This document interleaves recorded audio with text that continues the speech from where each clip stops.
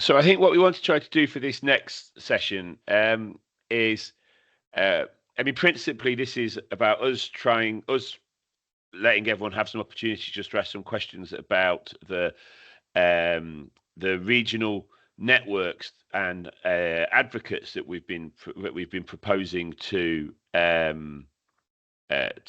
set up. Um, and yeah, we wanted to see what the kind of interest is. We want to see if there's any questions that people have got. This has come about as a piece of work that was set up originally between the Office for Place and PAS. And obviously, one of the uh, recent announcements was the closing down of the Office for Place. So um, I think so. Just before we kind of go in earnest into the regional design networks and advocates, I thought it might just be worthwhile just for Sam just to give a little update really on the transition, if you like, what it's meant that the Office for Place has kind of gone, and some of the work that's going on, and how that's going to relate to work that's kind of being housed, if you like, within MHCLG. So, Sam, do you want to just introduce yourself? I'm sure everyone knows you anyway, to be quite honest. But do you want to just introduce yourself and just say hello? Yeah, so afternoon, everybody. I'm Sam Banks. So, as Steve said, I previously used to work for the Office for Place. As you know, it's currently in the process of being closed down, and the work and its personnel transferred to MHCLG. So, as part of that process, I've transferred into the same team as Matt and Henry, who spoke to you this morning, into the design and placemaking team.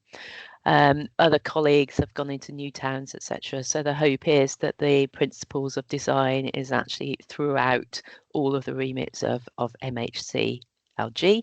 So that process is currently underway. The Office of Place won't formally close until the end of the financial year, so there still are people working at the Office of Place as part of the close down procedure and the handover procedure. But some of us have moved across already and taken some of those projects with us. So some of you on the call may be part of Pathfinder 4, as you'll know, has migrated across as part of the transition. And Simon and I are still working on that project with some input from Holly, who you may also know. And another piece of work, which we'll go on to talk about in a moment, is the regional design and placemaking advocates. And we want to continue to start that piece of work that we started under the banner of the Office of Place, now under the banner of MHCLG.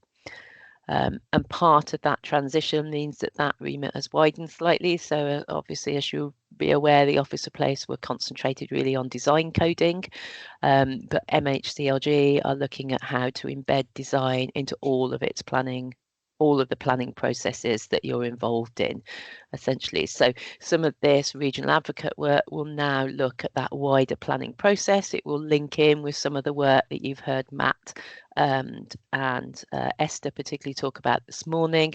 So it's a more comprehensive look at those skills and capacity of design across the local authority network. Okay, brilliant. Thanks, Sam. Yeah, we're really pleased that this is actually continuing on. We think this was kind of part of a conversation that was started a while ago. And so, yeah, we were kind of pleased that this is one of the programs that was sort of recognised as to be useful kind of moving forward. So we're sort of really keen that it kind of progressed on. And we feel it kind of fits very much within the remit of what we've tried to do really within the network, to be quite honest. But we want to try and, I say broaden it out, but it's probably a bit more focus it down even to start to think about some of the commonalities on the local level and how best to be able to access information and sharing, but also support as well to local authorities on as a kind of a collective level, if you like, on a local level. So yeah, the whole point really of this next hour is we just want to run through a bit of information about what we're proposing really with the network and the advocate roles. What the kind of the timeline looks for that, kind of how we want to be able to sort of support those roles going forward. And then also just kind of, as in normal with these sessions, kind of just take any kind of questions, anyone's got any kind of particular kind of localized issues or particularly this information, but they'll kind of need to be able to make a decision to see whether they want to put their hat in the ring to help sort of take some of the roles forward. So I've got a couple of slides here just to kind of run through. It's more really from my own aid memoir, just so I don't kind of make sure I forget anything. But so yeah, as Sam has sort of said, this is a piece of work that was kind of came across really from work with the Office for Place. We are keen to, and it was very much initially when this conversation, it was very much focused around design, but I think that's kind of slightly widening, to be quite honest. So it's going to, you'll probably start to hear me talking a lot more about place and about place shaping as part of these roles, and that's very much principally, that's very much how we even see sort of the way of design actually even playing its way into sort of the planning process. And I think we've been quite clear for a long time, but we see the work that design and design codes have been doing is actually one of the few tools that actually planning has maintained about actually looking at place shaping kind of going forward. So yeah, so principally with this, we've got a program of support that we're looking to run out. So yeah, talking with MHCLG, we had a discussion about trying to trying to support and set up a network of localized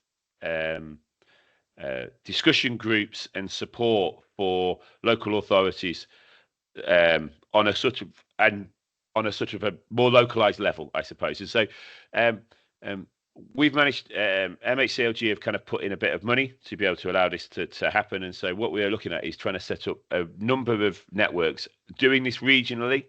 I'm not, that was as much a response to the fact of where do we try to cut this to what size. And I think regionally, just for the amount of the funding that was available, felt like it was a kind of the best natural fit we could do.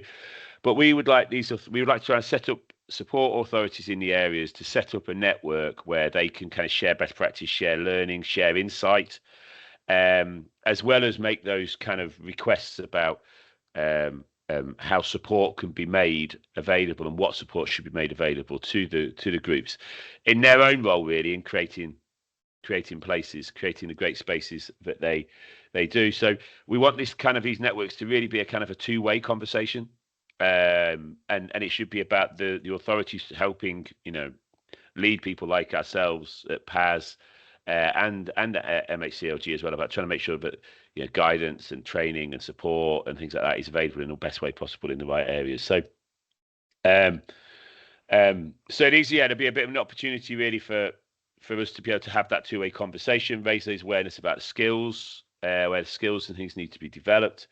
So what we've proposed is having one network per region, and in each region having a selected design advocate in each area, almost as a sort of a initial representative, I suppose, and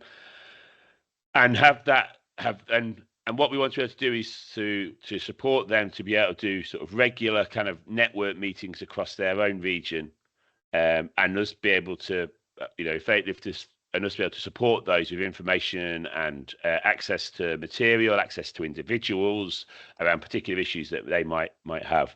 So we're sort of basing this on the principle of we would expect the network to meet every couple of months. Whether that be in person or online will be dependent upon what works for that region.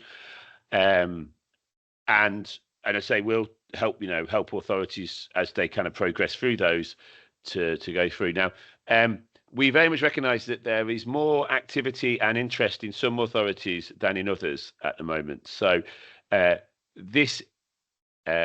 advocate's role is not to be judged, I suppose, by whether low activity in local councils are actually engaged or not. We want to try to work out who is and who isn't. And I think it's probably more our role to be able to think about the principle of trying to get kind of more people involved. But principally, we want these to have sort of a regular kind of get-togethers, either online or in person, within each of the regions as they go forward. And principally, this is about trying to share information as well. So it's about trying to share what's happening within that area as we go, but also putting the advocates together. So each of the region's advocates would come together on a quarterly basis with myself and Sam, and have that opportunity just to kind of share some intel across the regions as well with each other about how they're going about in the setting up of the networks, but also in the activities around design and things that are going on there as well. So it's a kind of a bit more of a kind of a make sure that conduit, if you like, is kind of has every opportunity both ways. There is some funding available with this, so it's been proposed that there'll be 10,000 per region. So that's to sort of cover the administrative costs or whatever of the advocate authority kind of has. So whether that is used to administer the network or whether that is used to look at sort of a principle of putting towards a principle of work that might be helpful for everyone within the network, that's kind of up to them. It would be kind of given to the authority who's the advocate is from to be able to use as they see fit. And then we also will try to, if there's opportunities of support and things like that, we'll obviously try and direct some of those through those network as well as they go. So what is it we're actually looking for from the advocate role? So we are principally looking for someone who is working at a local authority. From the expressions of interest we've had so far, there has been, we've managed to have soft interest given on across all of the regions, which is great. Our principal aim would be that this is held within local authorities. Now, who actually sits within a network would be actually up to that network in the end. So if there are other regional bodies that they would like to have sitting within the network, it's completely up to them. But I think our first principle will be the advocate role sits within a local authority, and it's administered through that sort of role. We are principally looking for someone with an interest in design, whether that be an urban designer or a planner. It would be, I think we'd like to have someone who's active.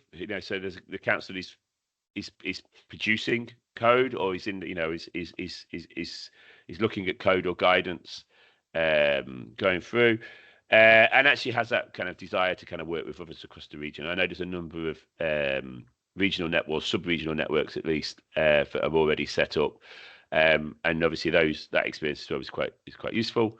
I've kind of mentioned this already, but what would we kind of require for the role? So it'll be kind of hosting kind of meetings every couple of months for the group. How that's done will be up to the group to see what works best for them.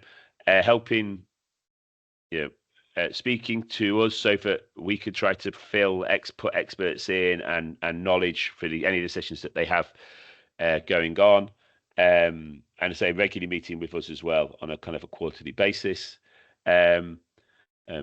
And we want to be able to use those networks to be able to lean into them and say, well, actually, if we can make people available to be able to speak at those, so access to relevant bodies like nationally, etc., to help drive the conversation that is going on. And obviously, MHCLG is very keen to listen and hear and be informed about the conversations and the challenges that are going on the ground, to be able to make sure that the support's targeted is used. The support that's made available is going to be right for what the region, what authorities need within the regions. There's obviously lots of conversations at the moment about devolution and sort of changing structures and things within local government hierarchy structure.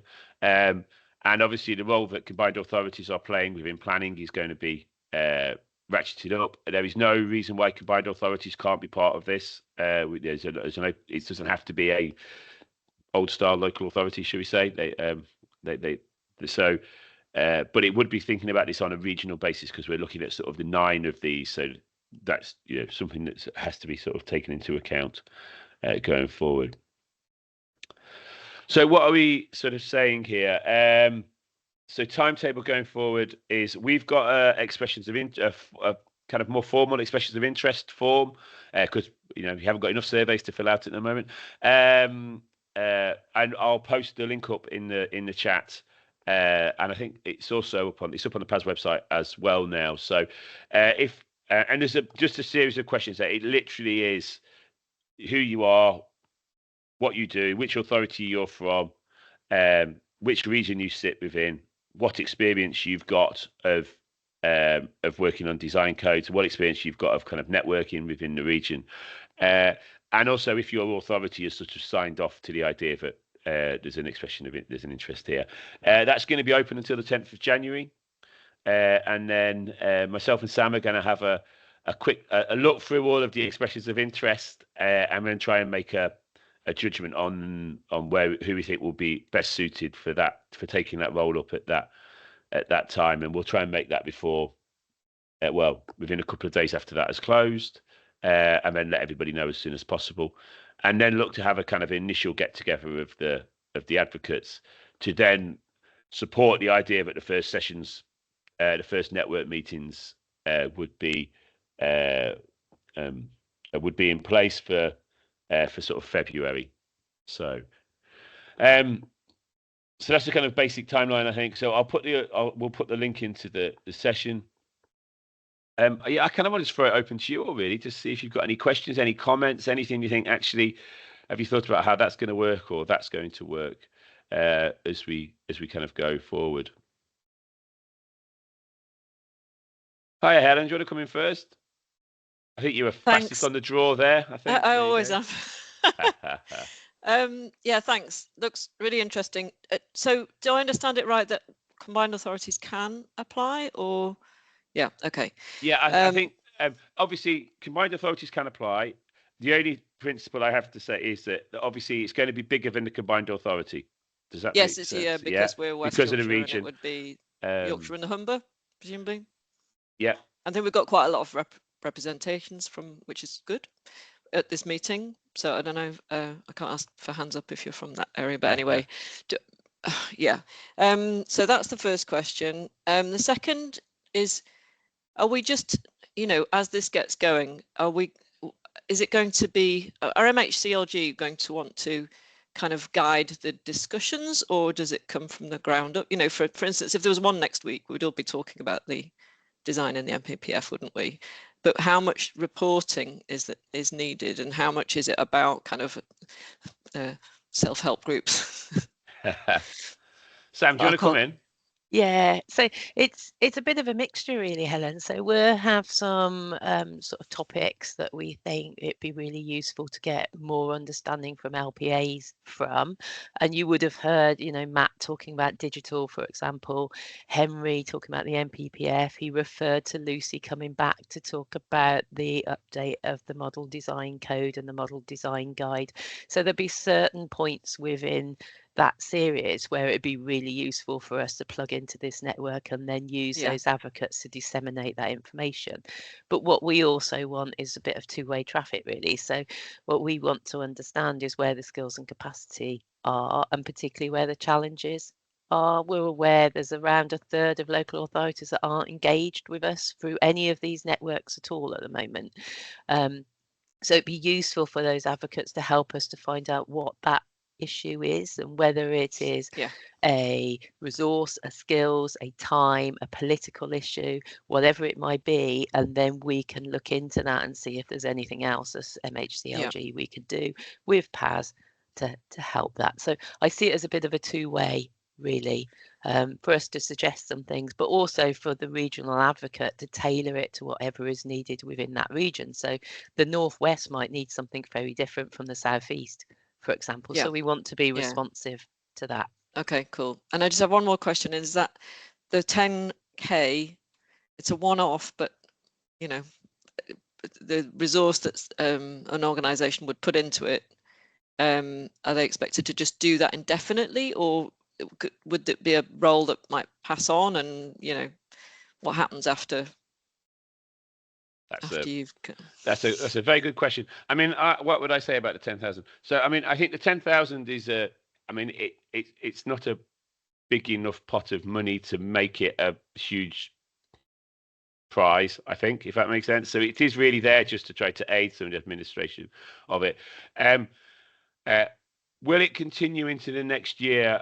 So the 10,000 is a one-off payment, if that makes sense. So it's once we get into a next year's program of work, we'd have to have a look to see whether it would be done. We are very keen to be able to support the networks going forward, but again, we'd have to have a look to see whether this is something that, because this is sort of separate to the grant funding that PAS gets, if that makes sense, because it's come from the old office replace. So there would be a conversation. But this obviously has been supported by MHCLG, so it would be in the conversation of things that PAS might end up doing in the next year's programme to be able to carry on. Thanks. Okay. Okay, thanks, Helen. Sarah, I think you're up next. Hi, yeah, I'm Sarah Beth Riley. I work at Be First Barking and Dagenham, and we've done a lot with the Pathfinders programme. I have two questions. The first one,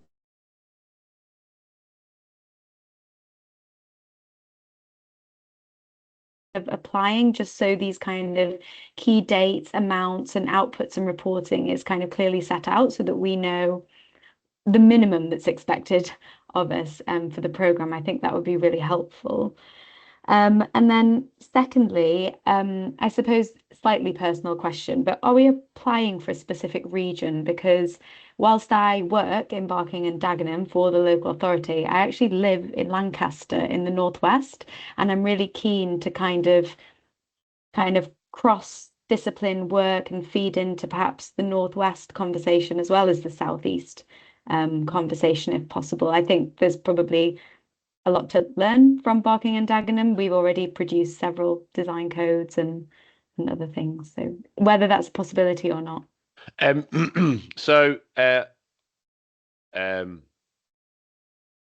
your second question, it's going to be based upon where the local authority is within each of the regions, if that makes sense. And we are, as our first point, we are keen to have people who are working for local authorities as those advocate roles.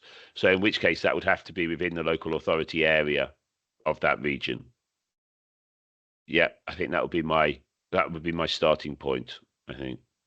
If there was true justification for it not being a local authority, I would have, we would look at it, I think, but our principle, I think, would be to work with local authority, with the people who work for the local authorities, and then in which case it would have to be those local authorities in that region. Does that make sense? It would feel a bit strange having a Barking and Dagenham person as the advocate for the northwest, if that makes sense. Yes. Yeah. Okay. I just think there's probably a lot to learn up and down the country from different regions. Absolutely. And I think that's one of the reasons why we want to make sure, as part of this, is that the advocates get together and help some of that learning. And this will not replace the practitioners network that we have already, but allows that kind of wider kind of sharing. It's just, I think we're trying to do this on a bit more of a localized level to be able to bring some of that localized information together a bit easier. That's all. But yeah, one of the things we are absolutely clear on here is we want the networks to be able to talk to each other and share that knowledge across the region, across the country. And the regions feel a little bit old. Regions feel like a bit of an old term. There was for a while we weren't allowed to use it at all, and there's definitely some sub-regional groupings, which I know are already happening, to be quite honest. But I think just for what we're trying to do for the size of them, it feels like the regions is a nice natural fit, I think. So, okay. And you asked about all the information about the requirements, etc. I'm going to post all of that up so it's on there about, in principle, though, the requirements are hosting a session. Oh, thanks, Sam. I was just writing them up, also typing. But is hosting the meetings together and talking to us, if you see what I mean. So that's really the principal aims of the requirements for the sessions.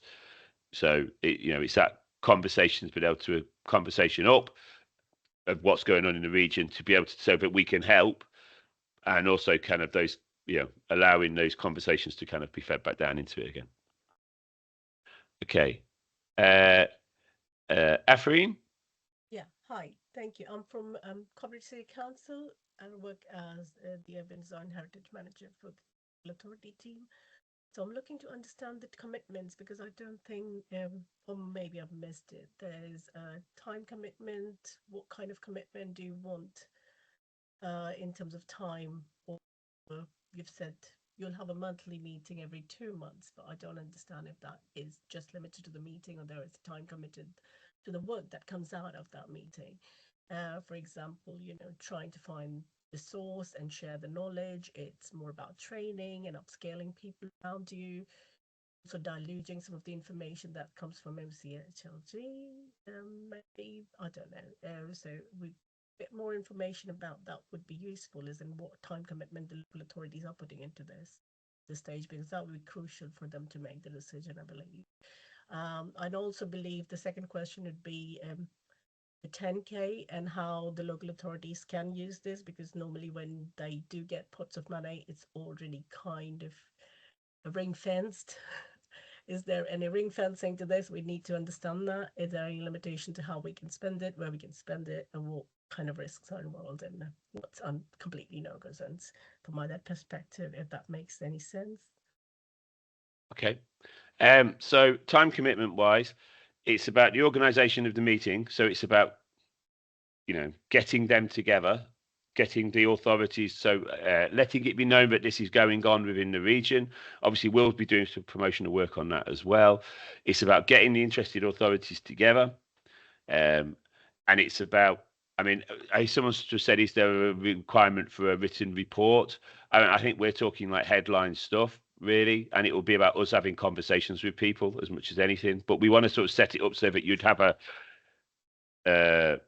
depository to be able to just post messages up.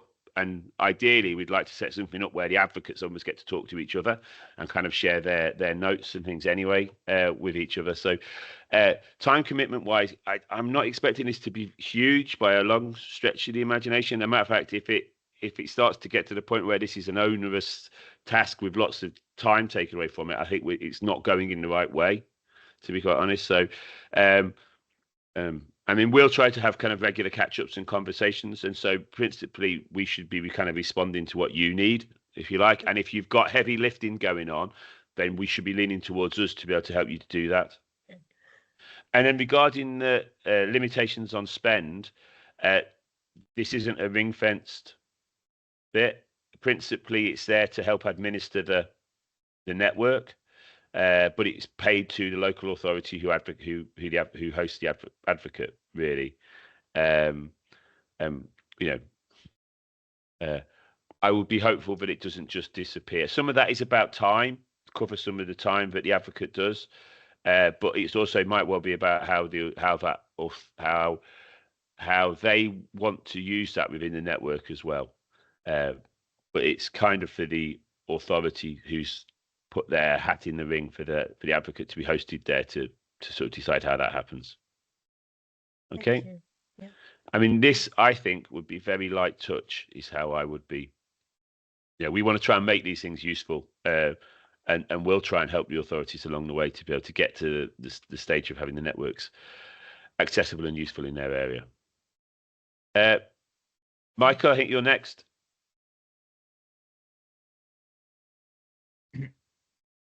Hello. Hi, Michael. How are you? I'm fine, thank you. So I've put my camera on. You have to excuse me. I'm a bit poorly today, so I'm doing my best. You and me both, I think. So just a couple of thoughts from the discussion whilst people have been talking. I suppose in thinking about how this could potentially work, obviously I'm Greater Manchester Authority, Rochdale, and I know that Graham from Oldham is here on the call as well. So, both of us, in, I think, principle, obviously would be interested in this kind of role. But thinking it through, because where our authorities operate sits within or under a combined authority, it's just something to think about how, if either of our authorities or anyone else who's on the call were to kind of go forward for that, how that actually links in with what's happening at GM level with the combined authority. So if we were to go down that route as individual authority, we would politically need that buy-in and support across the region as well. So in terms of setting out and thinking how it could work, or I'm trying to perceive how it could work, is it you don't have to answer this right now, but is it, it almost feels like quite a political role in a way, where you're standing out there next to the mayor saying, we want higher design standards, or is it much more a local group administered by the authority? So I'm thinking, just as an example, you won't all know this, but each of the GM authorities is responsible for something.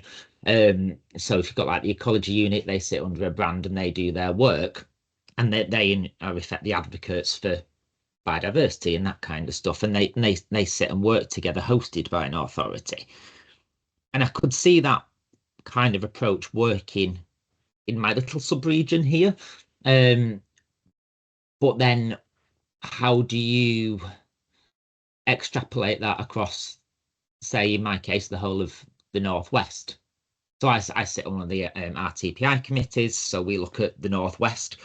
And one of the things that we are all conscious of when we meet and in those discussions is that we do focus a lot on Manchester because it's where most of us live.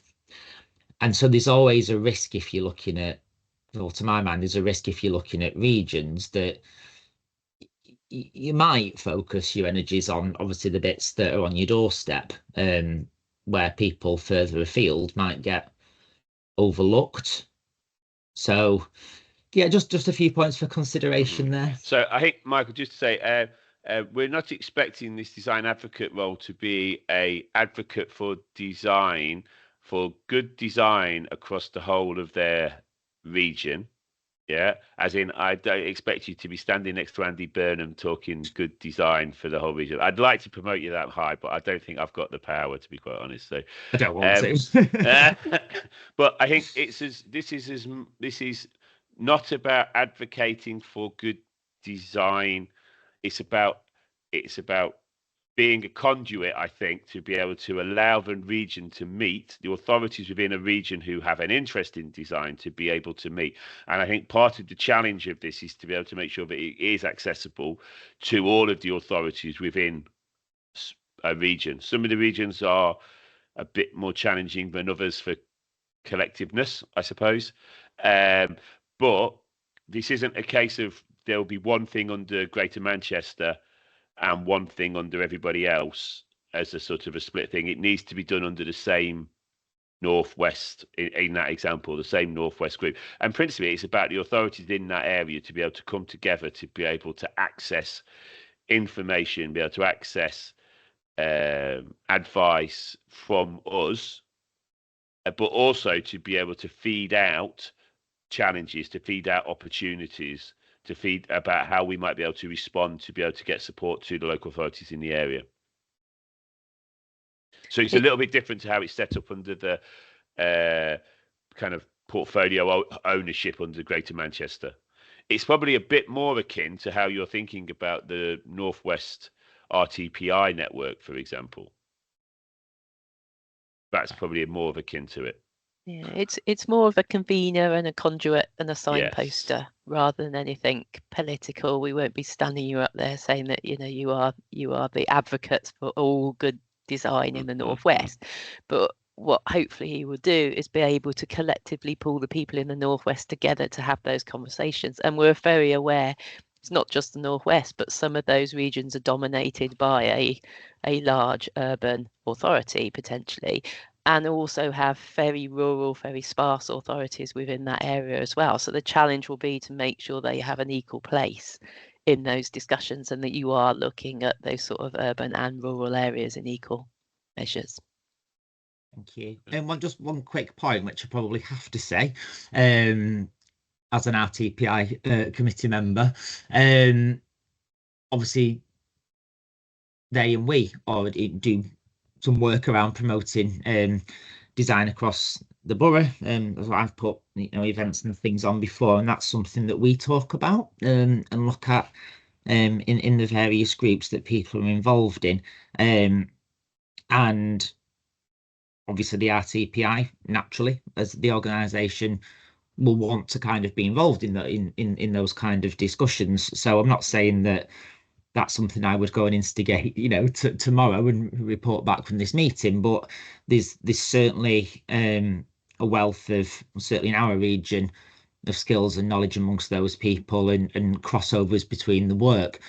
So if this programme goes forward and people get appointed, then actually having an open communication channel with that organisation, I think would be quite useful. Certainly in terms of tapping into the support and the connections that already exist. Yeah, and I think just to respond to that, Michael, we're not averse to. I don't think we're averse to networks working with regional networks that are already there. I suppose part of this, though, is a recognition that this is for the local authorities. Okay, so it's principally about local authorities. Now, whether other networks are represented within that, that's kind of for that group as a collective to decide, I think. But this is about local authorities doing it, and also they're not the same everywhere as well. A lot of these other networks as well, and that's one of the reasons why we've kind of haven't gone down a sort of a set network route, I suppose, to be able to go. So, Helen, do you want to come in? Yeah, just a quick one. Kind of building on that, really, about there being practitioners networks already out there, and presumably you're working with Esther, obviously, and the Urban Design Group as well, because they have a network. We did have network meetings in the north for that, so presumably you're working with them. And also to ask about the beginning of this meeting, I couldn't come to, but that's not a meeting I knew about. Does that already meet? Yeah, so on a regular basis. Yeah. Yes, there's a practitioner. We have an online practitioners group meeting that meets. It's freely available. Anybody who's within a local authority can sign up and access to it. Of which that's kind of like nationally. It's about 200 odd people on it. So if you, it's on. I'll send around some information on it, Helen, so you can see it if you want to register for it. It's been running for, I don't know, quite a year or a bit, maybe, I think. So it's quite a while, but I'll send some information on that.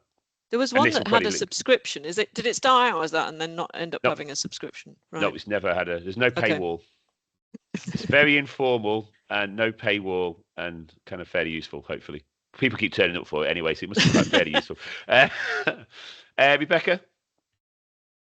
So I am wondering how you think this will fit with other existing groups. So in Kent, we have the Kent Design Officers Group, which is all the local authority design officers. We also have one for conservation officers, Kent chief planners, policy officers, and I saw a gap in the market for design officers. We've only been going for a year. But it sounds quite similar to what you're doing here. So just people concerned about how arduous it is to organise. So I chair it at the moment, and I don't find it arduous at all. We only meet quarterly though, so and it's just been such a massive opportunity to share good practice. We take it in turns, so I'll pick a authority. We turn up, we have a meeting in the morning that has a standardized agenda, although Kent County Council have linked into this, so they now come regularly to talk about the emerging Kent Design Guide, and that's given us a real direct access rather than it going the long way via, I don't know, head of planning, DM managers, policy managers. It just loops straight into the right people. We've had opportunity to share good practice. Ashford are doing a brilliant pathfinder at the moment with 3 other local authorities, and so they have a regular agenda item to share that. We went to Ebbsfleet recently, and they shared all of their like really good kind of checklists, design logs, and it has just been such a massive opportunity to get to know people, to understand what everybody's doing. There's no standing next to the mayor or anything like that. That's not what this was. It was just kind of replicating what we already had for the conservation officers, for the policy officers, etc., etc. And I reported back recently from our inaugural year to Kent chief planners, and they were all delighted because we've got members who are not designers. They are planning policy people. We've got a head of planning who wants to come. When I reported back, that another head of planning wants to come. So I think this is a great idea, because the amount of enthusiasm and interest in this, I mean, I think there's 4 of us from Kent on this call who are keen to be design advocates. So I think we do really well in our region, but it is, or region, it's just Kent, it's not the entirety of the southeast. So I think from my perspective, I think the kind of the £10,000, there are, I mean, that would just be great in terms of what that could help us almost like learn how we could develop that and what we could use it for. But I would say don't get caught up in the admin side of it if that's going to put you off, because we have a Teams group that nobody wants to use. I thought would be a good idea. Nobody's got involved with it, so we're back on an email group. But I've had, you know, such support and interest from people, so I think this will be a great thing if you get it up and running. I think it'll be a really great thing for everybody. Thanks, Rebecca. Yeah, thanks, Rebecca. Sam, do you want to come in there? Sorry. Yeah, I was just going to say, you're right. And in the same way as Esther mentioned earlier, the sort of landscape of those groups across the country varies really widely in the same way as it does as for the design review panel. So one of the first things we want to do for those advocates is actually have a bit of a survey of what's going on within your region, so we can find out where those groups are, how they interact together. We're not looking to be combative in any way. What we're looking to do is collaborate and essentially join those networks together. And you've shown obviously in Kent that this works exactly how we're hoping the outcome actually becomes, and that it is that sort of information sharing and best practice, and we can see what is possible out there for lots of local authorities. I would say then it probably doesn't preclude if you, I don't know, if you're in Manchester, for example, or you're in, goodness, I don't know, Essex or wherever, you could actually start your own county design officers group on a smaller level if you think there's those smaller challenges, and then that can kind of feed into the wider advocates. If you think you have specific design challenges for an area, then you can just group together anyway, can't you? Yeah, I mean, I think you've raised a kind of a couple of really interesting points as well, Rebecca. So obviously in some areas there are already some natural county groups who have already kind of formed and coming together, which is great. And I think, as Sam said, we don't want to displace any of that. I think what we're trying to do is to be able to give it opportunity to be able to cover as much as we possibly can. I think in an ideal world, I'd like to have gone a little bit smaller, and who knows what devolution geographies might end up looking like. And it might, you know, if it ends up being on a county level, who knows? So there might be some interesting conversations coming on whenever something gets announced today, probably. But I think so. I think one of the questions I think would be quite interesting to get to under when people express their interest is what networks they've got already available, and there might be a bit of a conversation about how we try and make this work with the networks that are already there, for example. And we don't want to reinvent the wheel here. So I think, as Sarah said, I mean, within London, there's already a London network for design, for example. This as part of that, I haven't really got any qualms about, to be quite honest. If it's doing the things that it wants to, that we're trying to get this to do anyway, I've got no qualms about trying to like that becoming, this becoming part of that or this. But as long as it ticks the box of local authorities are able to be represented there, and they're able to share the kind of the information back and forth as required. And and thank you very much for the decreasing any concerns about the level of admin this might have, but also the great impact it has, because there are some great conversations going on already with other ones there. So that's great. Thank you, Rebecca. Sahara? Hi. Hi, sorry. Thanks for that. I think it's something really exciting, and I'm the principal urban designer at North Hertfordshire District Council, and we'd definitely like to be involved. I guess I was going to ask more around the question of the selection process for the design advocate role, which I think some of us have started talking about already. And I guess what I'm hearing is that it's less sort of geographically motivated in terms of you don't need to be from the biggest authority in that region to be able to do the role. What I'm understanding is that it's more about the sort of level of expertise or the actual amount of resources perhaps that we can sort of put in to the network, or the amount of development, or where we are in the process. Is that sound is more of a facilitator role, and does it sound sort of on the same wavelength, or?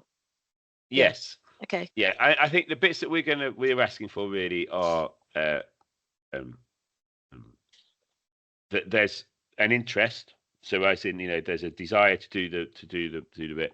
Actually, there's a bit about how it helps to be able to pull the authorities together, kind of, and then there's a little bit as well about just what activity as well the authorities got. That probably lesser so, if you like. We're not sort of saying you must have a completed design code to be able to be, but we are looking at authorities who are, actively in the process of embracing the principle of design. It's quite hard to embrace design at times when they keep changing what some of that stuff means, but if you know what I mean. So so that's our sort of, I think, our guide kind of thing.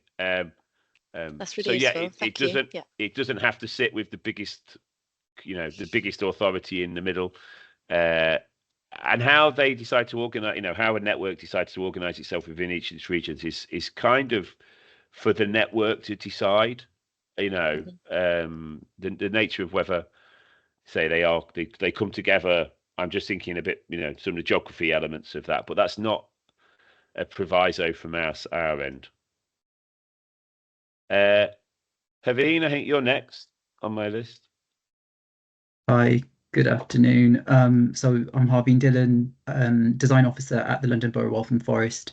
And actually, it's more of a legendary hand because I think a lot of people have asked the same questions and had them answered, I guess. And we are actually working on our design code, as Sam would know, for residential extensions and retrofit. I guess in terms of a London context, we have a bit more of an advantage that we do have, I guess, the GLA, and we've got UDL, and we've got all these sort of amazing networks, and because we've got that citywide policy and guidance. And I guess one of the things I was just going to ask was, I guess, not really any limitations, but sometimes in design, especially with local planning authorities, we're lacking certain expertise, and one of those expertise is to do with sustainability in design, and sort of even sort of conservation and heritage as well. So what we try to do is network with sort of some private firms and architects and designers, and try to get some sort of training and knowledge sharing, basically, to upskill within the team, as well as actually DM and regeneration. And that's something that maybe perhaps this platform could be used as, I'm assuming. Just one of the suggestions out there. Yeah, great. I mean, I think we're really, how the networks decide, they use their collective bargaining power to be able to access training and things like that, is really for each of the networks to decide. I mean, if there's anything that we can do individually, as an organization, to be able to help that, then obviously we will. That's part of the idea of, that the principle of asking what support might be necessary, what would be helpful. But actually how those networks, use their collective power to convene, I think, is completely up to the networks to progress with as they see fit. That's great. Thank you. It's great. And I think that's great. I mean, I think that's, collective weight, I think, is, skills shortages and training and things like that are great opportunities, I think. Yeah, definitely. Brilliant. Okay, thank you. Esther, do you want to come in? Yeah, thanks very much. It takes me back 20 years when I started at UDL. But UDL started as a network for local authority design conservation officers in London, for networking and training. I think there's no maximum of the amount of networking support offers that would be useful. And so it's not everyone likes the same thing. Some people like one way of doing something, some people like another. So I'm really supportive of this and looking forward to seeing what happens in the 9 people, but it's more than the 9 people, it's all the people that they gather around them. their teams, their virtual teams that they end up with across other local authorities in their region. From the UDL side, I mean, we've grown a lot since that 20 years ago. We can't get into the detail with every local authority in the way that we'd love to, and the way that this network hopefully will do. But what we'd be very happy to do is to support the needs that come out of this in whatever shape and form they take. So if you find that you, in your area, you really want some training on X or Y, just let us know and we'll work out how best to try to deliver that for you. So kind of, I'm really looking forward to the intelligence and the innovation and the energy that I'm sure this is going to bring. And I would just marry what's been said already, not to worry too much about the admin side, also not to worry too much if it doesn't feel like a fully formed idea right now. I think these things are much better if whoever ends up being the advocates form it themselves. Will be much better. Sorry, Sam, but much better than you and Steve deciding what they should be doing. So just like to have my support for it, and UDL as one of the supporting organisations, as others around the country, will help as much as we can with the asks that come out of it. Yeah, I completely agree with what Esther has just said, because essentially we know there are lots of networks out there, there's lots of offers out there, but there are still a lot of local authorities that aren't engaging. So what we need to find out is why, and maybe an advocate on the ground is a way of actually them feeling confident enough to engage in some of these issues. I often like at the moment the offer to being like a sweetie shop, and there's so much out there you don't know which ones to pick, and sometimes slightly overwhelmed by the choice, so actually you don't make the best choice because you've just got too many to choose from. But hopefully the 9 advocates will act as a bit of a signposting and make people a bit more confident to engage in a world that maybe they're not as confident as others are engaging in at the moment, and find it a bit nervy to make that, you know, that first step into sort of talking, particularly if you're a planner and not an urban designer, stepping into that world to talk about these things along with other professionals that probably know more than you do. That's what we're trying to do, is break down some of those challenges and barriers, and then share collectively that insight to make that network work better across the piece. So we will be engaging, as Esther said, with the work that UDL do, with the work that public practice do, with the work that the RTPI do. So it's just trying to reach those places that haven't been reached so far, essentially, and finding out how we break down those challenges and those barriers to make design a fundamental part of the planning process from start to finish, essentially. Brilliant. Thanks, Sam. Thanks, Esther. Krishma, lovely to see you. And you, thank you. I'm Krishma Shah. I'm Senior Design Officer at Epping Forest. I've timed this quite badly going after Esther, who said don't kind of box it up too much. But I suppose my question is, with it being called a design advocate, I think I've got from your responses from previous questions that it's not about actually having to say what good design is, or but I wonder, just in terms of the split, how much it's about facilitating design code delivery versus more generally kind of promoting high quality design. And part of the reason for saying this is I co-chair the Essex Urban Design Officers Network, and we spend a huge amount of time talking about parking, and I feel like if this was more about design codes, maybe we wouldn't be getting kind of caught up in those kind of same conversations. And also just say, I think one of the things with knowledge sharing around design codes, I think as they get more established, is going to be how well they hold up at appeal, and how to give them really good teeth. So I can see it being a really valuable network, you know, for a good while. And I think we're on a little bit of a journey. I think when we started this conversation, we were very much in the design code focus. I think the change of government has sort of widened that a little bit to start talking a bit more about place shaping. So yeah, I think we're on a little bit of a journey ourselves, to be quite honest about. But I think that's as much about how codes are fitting into the planning system and the approach to go. I don't know if you want to add anything more on that, Sam, because you're definitely at the sharper end of that than I am at the moment. Yeah, when the design advocate work was first looked at, it was under the umbrella of the Office for Place. As you know, we're really concentrated on design coding. But I think what we need to remember is a design code is just one of the tools that allow design to take place within the planning process. So we're under MHCLG. It gives us that ability to widen out that process and look at how you can fundamentally weave in design to be just a normal part of the planning process rather than a tack on or an add-on anywhere.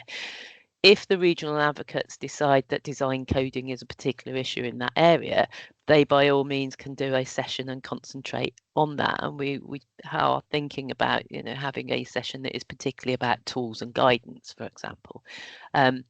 But what we'd really like is those design advocates to talk about design and placemaking in its widest sense of the word, really, so that it can disseminate all the changes that are coming through the planning process and look at all of the abilities and ways to integrate design and placemaking into those decisions that are made, from your local plan officers to your development managers to your enforcement officers and to your ward members, essentially, so that it's throughout the whole process.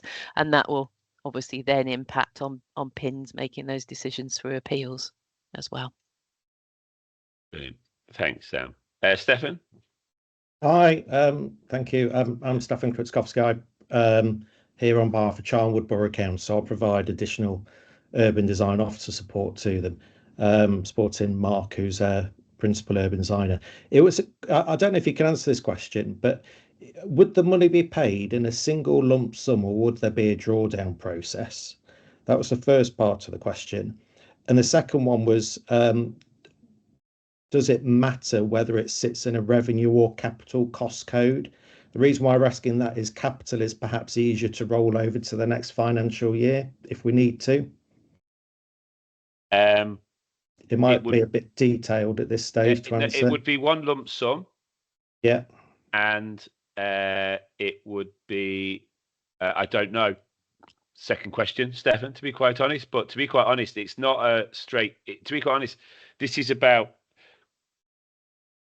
the advocate and authority, and firstly, and the network as part, and the network kind of secondary, I suppose, using that resource as they see fit to be able to make the role work. At the moment, initially, it's going to be about trying to use some of that to sort of, for the officers' time that they're going to be giving a little bit to help set this up as they go. So there is no, the financial years won't matter. Okay. See what I mean? Because once it's in, it's there. It's it's with the local authority at that point. Yeah. Okay. That answers that. Thank you. We've got a minute left. I'd like to say that's doing time perfectly, but that's probably just luck and judgment anyway. There's a few things that have gone up in the comment stuff, and I've just had to be flicking back and forth a bit between the people to see where all the hands and stuff are up. So we'll have a little look through. I've posted up the expression of interest form within the chat function. So if you want to access that and have a look, and there's some information on the PAS website as well, and then the forms on there as well. My contact details are on there as well. So if you've got any secondary questions, anything that you kind of think, actually, I really want to understand how this might work. I mean, what we haven't done on that is you'll get to, when you fill out the form, you get to say what region you're in, kind of thing as you go.